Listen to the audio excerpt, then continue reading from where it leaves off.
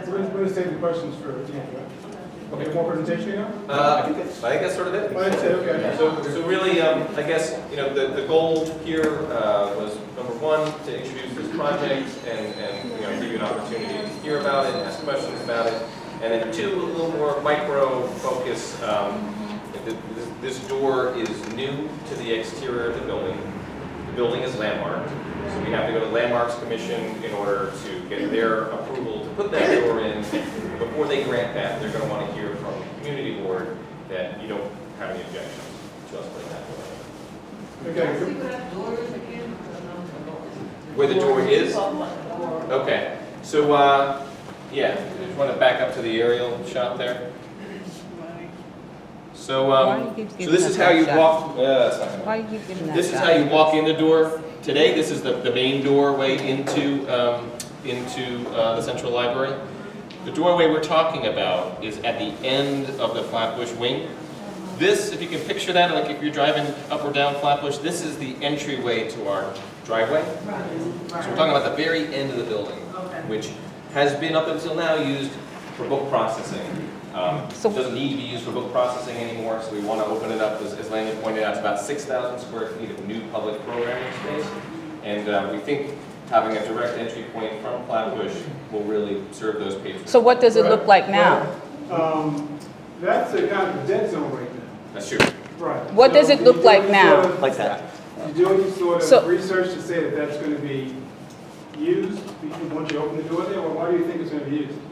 Why do we think it's going to be used? We think it's going to be used, I guess, for a couple of reasons. The first is, there is a bus stop that's relatively close by, and people who are coming for appointments, for passports, or for ID NYC, it may be that that's all they want to do through the library.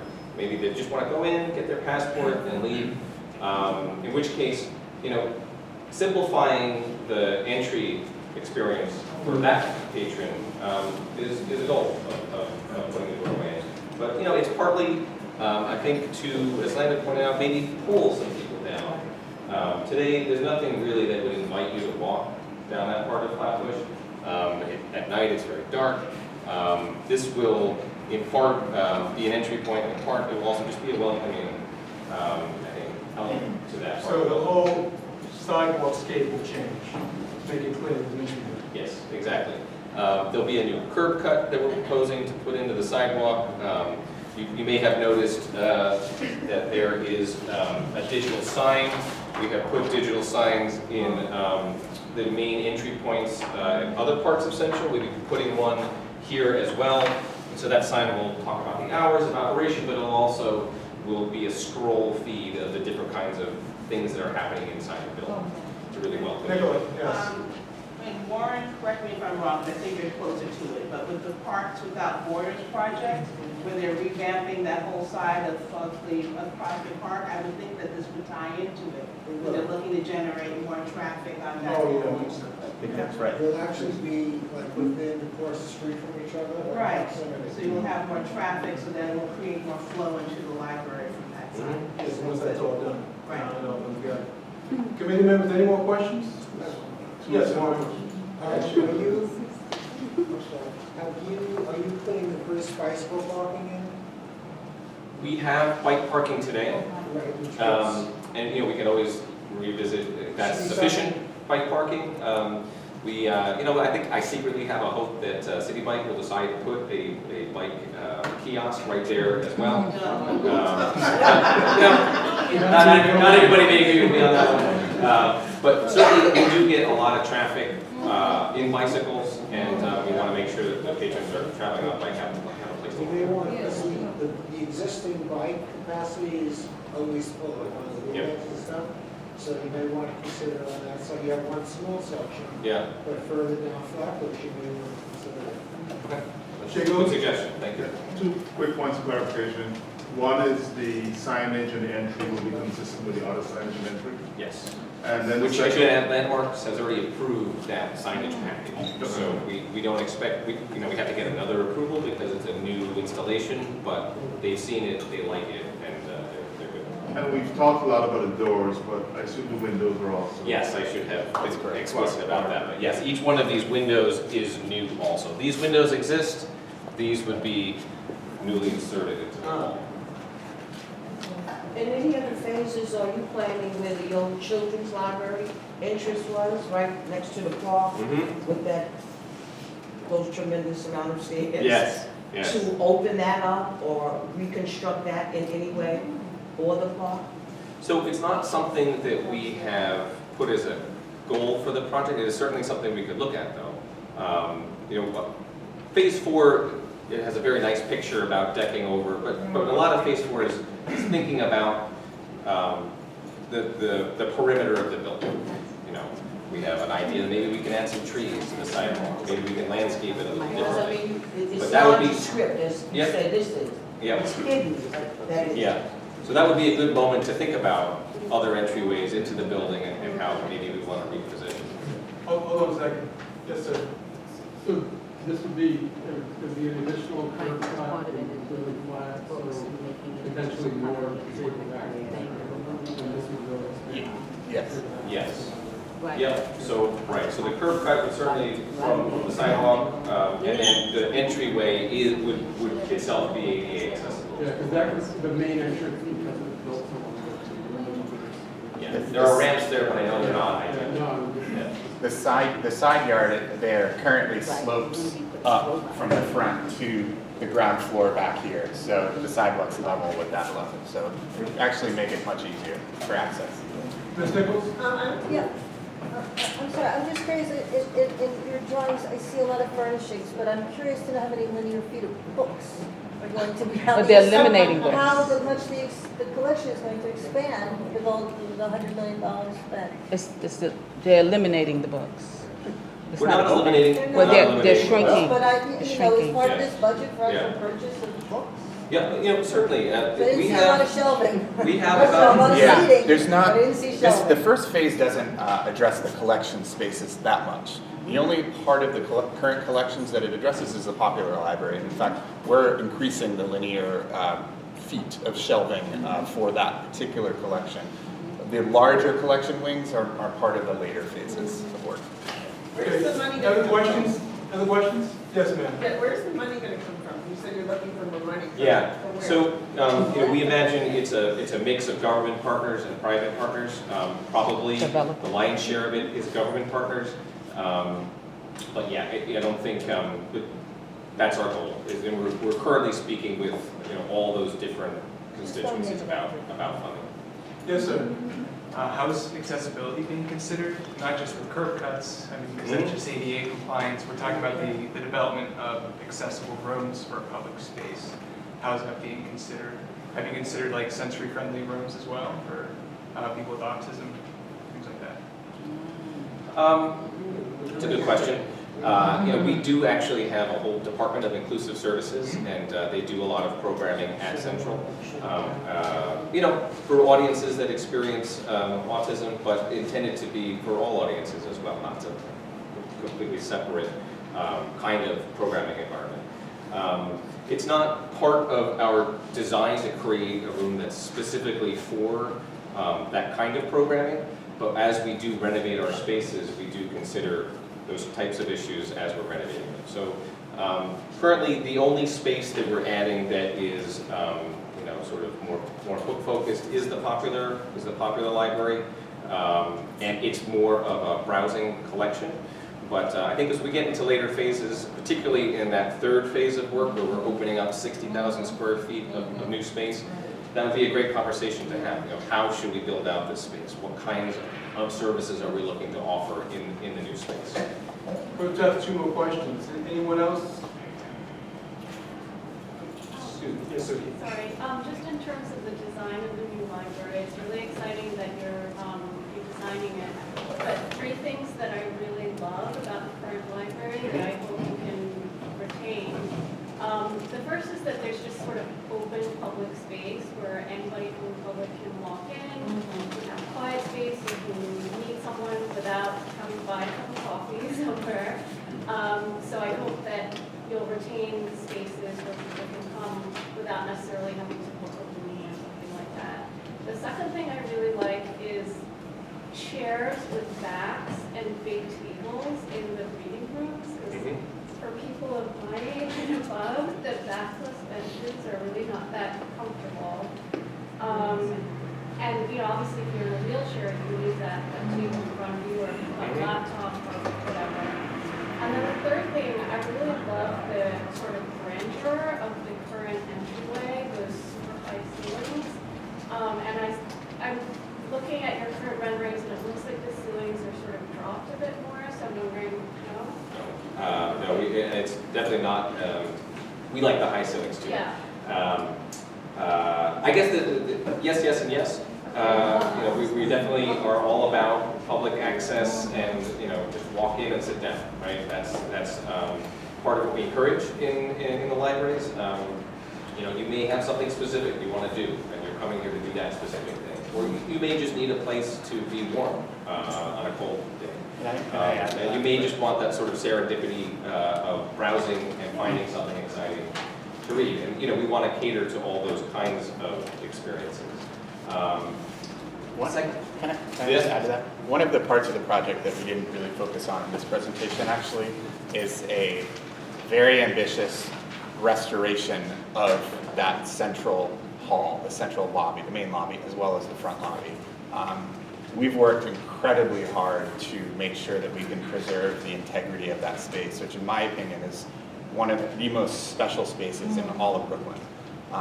To your point, that you can just walk in and it feels like a civic space. We've worked very, very hard to make sure that we maintain that. One of the things that we are actively doing is refurbishing all of that beautiful oak paneling that gives it so much character, as well as avoiding any extraneous hardware and technology that my consultants wanted to put everywhere, and I said, no, we will push that back and we will make it work, but we're going to preserve the integrity of this space. So that's a very important part of this project. Yes. Again, just from memory, I've been told, I was reading that you plan on putting robots, and you have some robot system that will then eliminate the librarians. And also, there is plan on shrinking the collection, the library collection, the book collection. Is that not true? It's not true.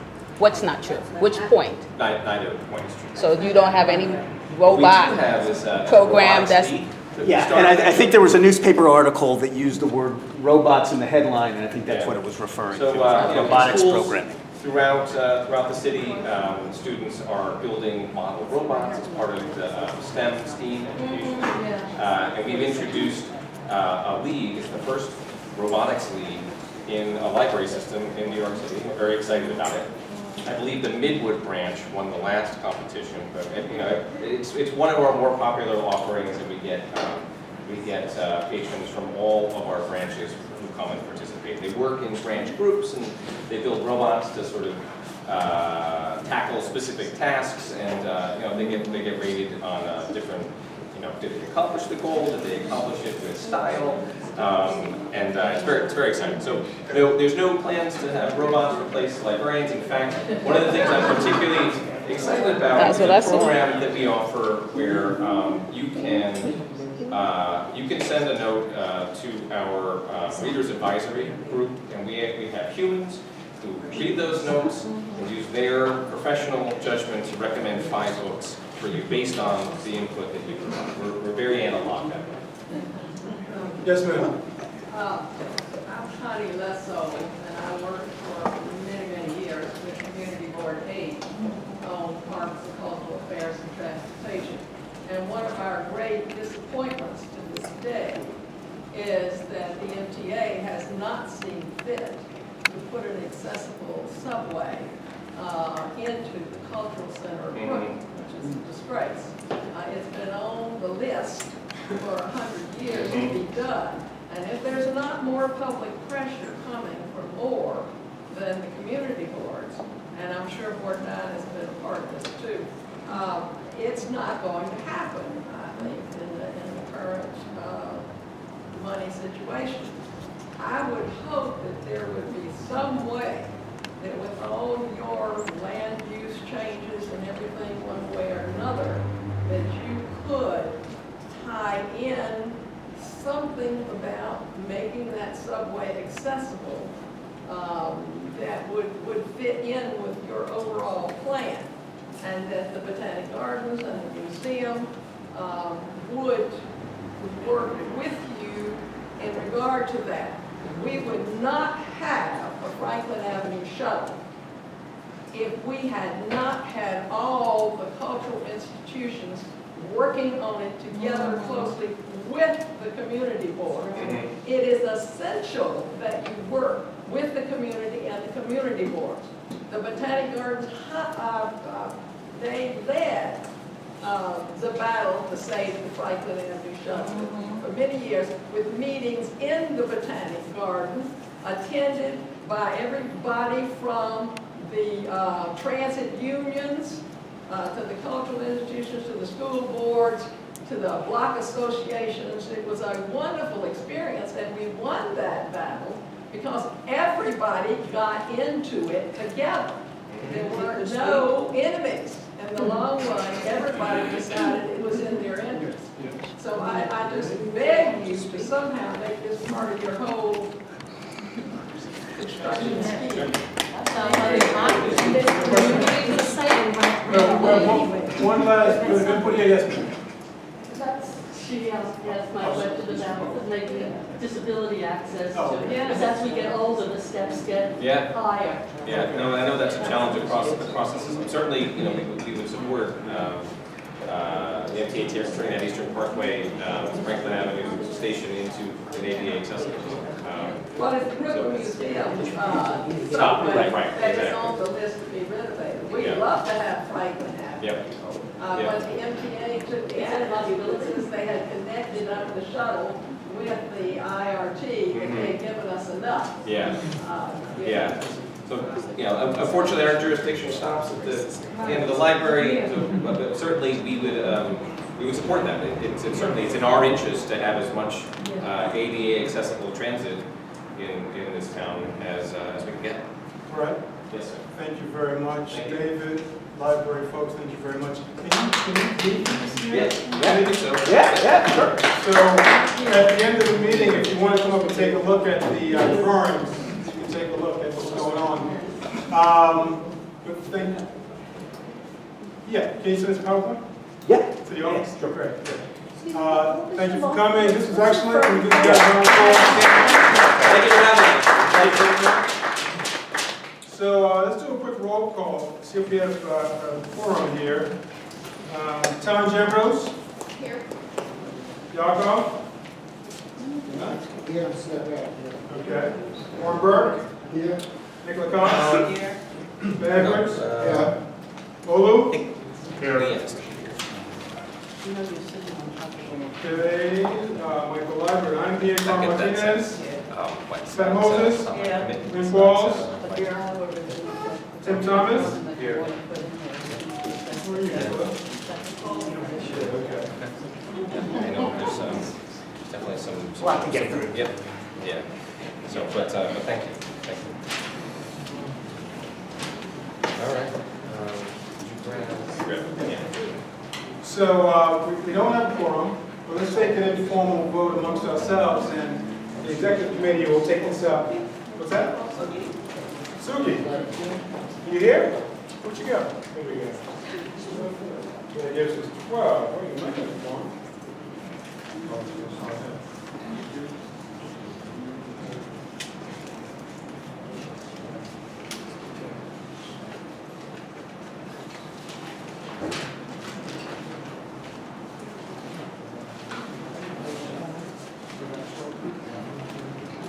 You need 13. 13, we got 26 on the committee.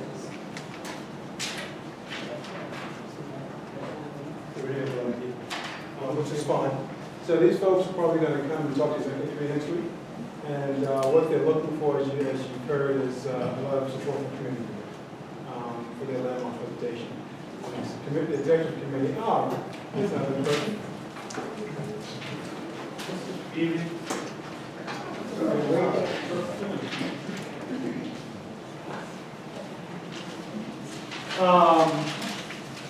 And so looking for a letter of support from the community board to move forward. So we can take an informal vote, and they'll show up next week. All in favor of supporting this project? Aye. Opposed? None. Abstentions? None?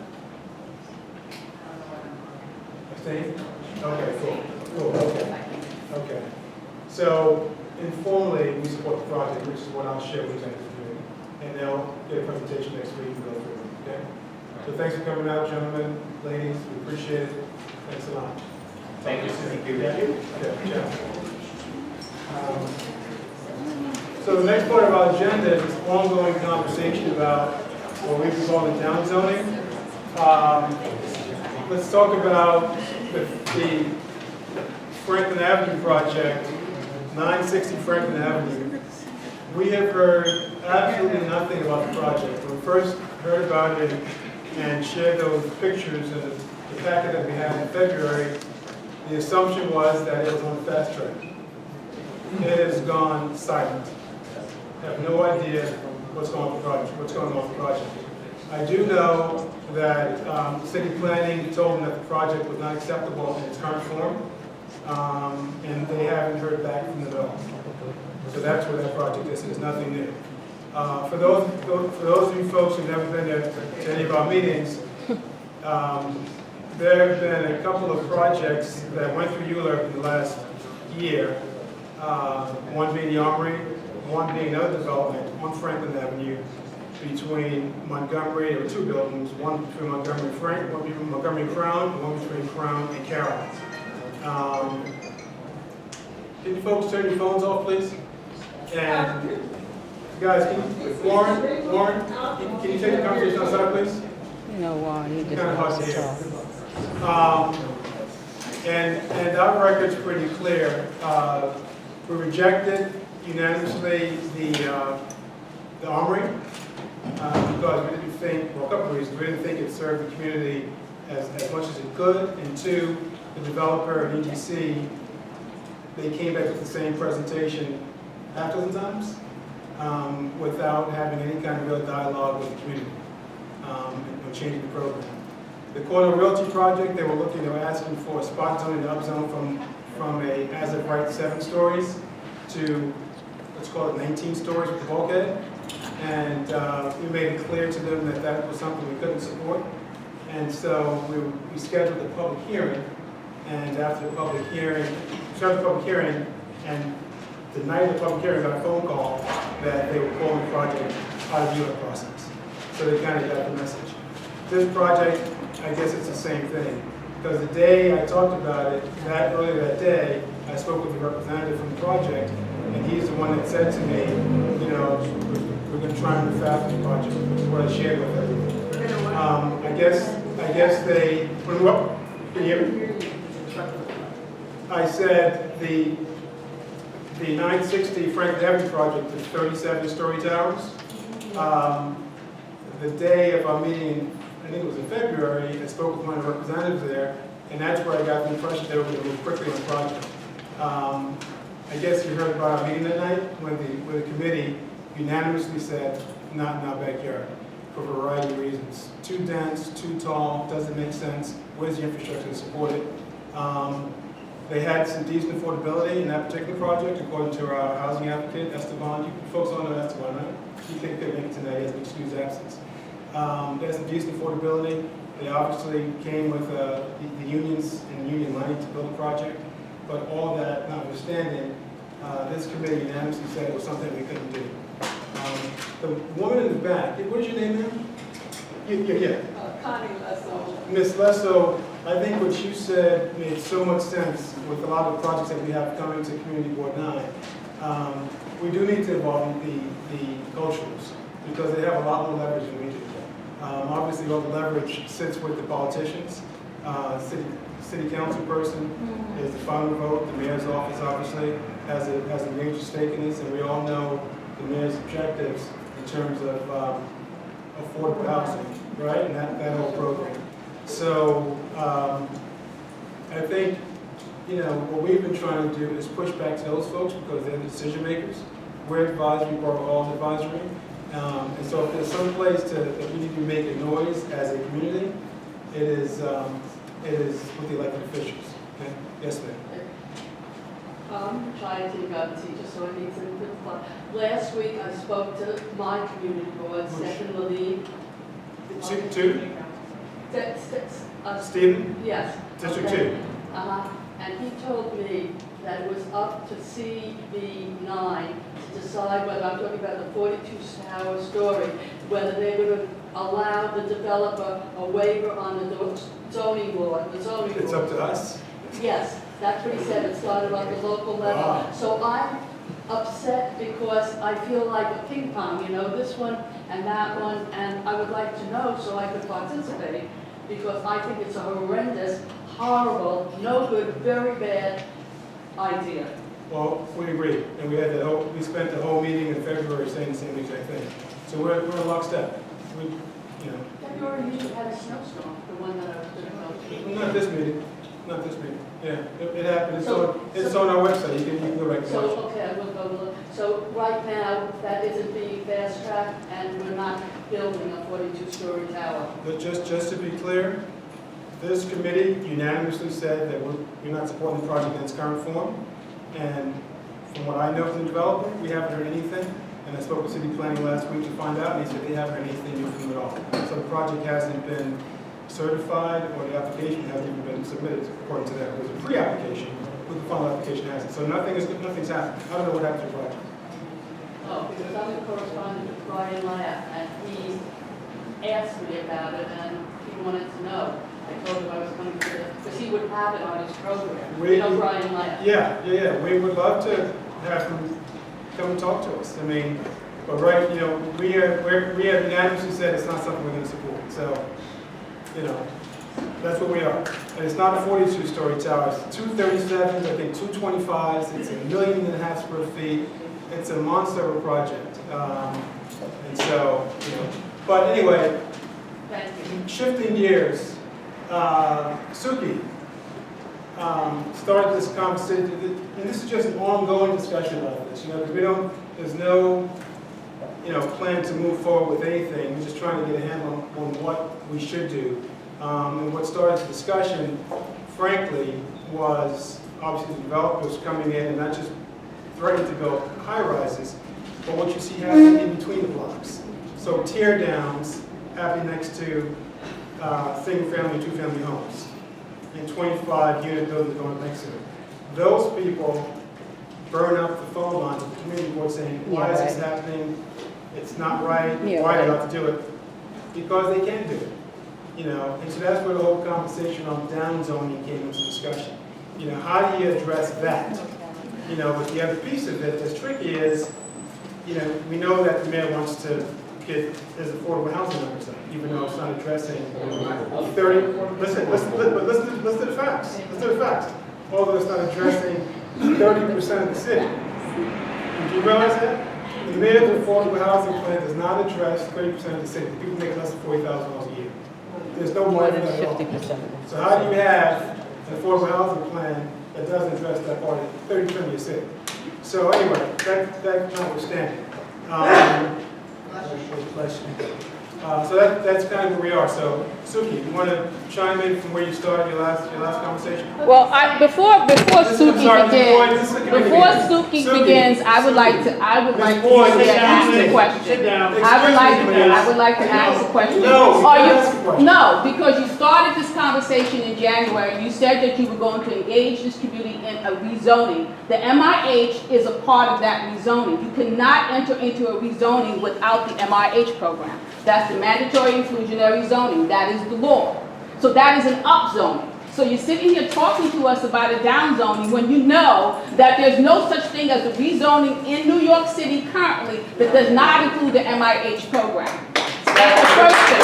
And the second thing is that you now have residents here who are sitting here whose backyards would have the MIH program, specifically Empire Boulevard would have the MIH program, and we will be getting 90-story buildings in your so-called downzoning plan. No such thing as. There's no such thing as downzoning in New York City. There's no such thing. Not one community board has gotten downzoning underneath the de Blasio administration. Not one. So this is a Yes. You and your facts. Right, Yes. so let's do the facts. Those 3%. awful facts. No, the facts. Those trouble Let's talk facts. about the facts. You want to sit there and do a rezone? You tell us why it would be so important to do a rezone. That's right, the community wants to know. We don't want you to have a discussion about downsizing until you answer our questions. Folks, I'm not taking more questions, but I want to say. Okay, well then don't. Excuse me. Don't, no, I'm not, no, excuse me nothing, Liburd. Listen. Excuse me nothing. You want to, I'm not saying you sit You're a white supremacist. Shut up. Thank you. Right. You will not, I don't care if that hurts you. You will not treat our black woman that way ever again. Hurtful. Please. Yeah, You need to stop right. talking to black women. I've watched you 3 times talk to black women in a disrespectful way. Are you even from here? Listen. Came to the meeting late anyway. Here's the thing. No, there's nothing. You're not You moving folks forward with a that- down You zone. folks that haven't been here before. We have been here before. Okay. You don't let us speak. We have been here before. If you've noticed. You don't let us speak. We have been here before. We've been here before and before and before and before, Liburd. We were here before you were here. Thank you. Who are you? Okay? You wasn't here the first year when we had to stop the last Exactly. chairperson saying the You just last got pointed. bullshit. Who are you? Wait, who are you, Liburd, that you are going to sit there and now tell us that we're going to do a down zone? We're not having a discussion about a down zoning unless you can show us how is it that we're going to get a down zone without an up zone. That's right. Because it's not going to happen. Because it's not going to happen. And you know it's not going to happen. The moment that you enter into a rezoning, the MIH program is guaranteed to be in this community, and they already said, the Department of City Planning came to us and said, they are looking at all of our wide streets, and that's where they're going to put the MIH program. Coming down the transit. Thank you. Coming down the transit course. Can I answer your question? Can I answer your question? What? Make something really clear to you. If you were serious about anything, Yes. you'd be talking to the people who had a vote. You'd be down talking to politicians. No, I'm talking to this community board, because You this were serious. community board, that's a power line. If you do not give them a rezoning request, they cannot do so. This the power is in this community board. If you do not submit a request, they cannot rezone this community. You would listen to the community if you were. If you were listening to the community. No, Suki is not going to, we're not going to down zoning. We're not going to hear about no down zoning. We're not going to hear about down zoning. We're not hearing about down zoning. Because there's no such thing as down zoning in this community. There's no such thing. The first time that she's done this. Exactly. That's right, for 4 No, I'm years. talking about this. And our board needs to be the board that stands up. We've already We got all the information down to the right here. Tell you what. Yeah, yes. You got enough information. There's no such thing as a down zone. There's no such thing as a down zone. There's no such thing as a down zone. Excuse me. Let me ask There's you. no such thing as a down zone. Let's spend a couple minutes on this. Let me ask you, what has this community board supported? Tell me. Exactly. Excuse me. Oh, they supported the rezoning. That's what this community did. They submitted a rezoning request. Let me ask you the question is, what land use related, what land use The land- projects haven't this, has this We community also supported? reported the vote.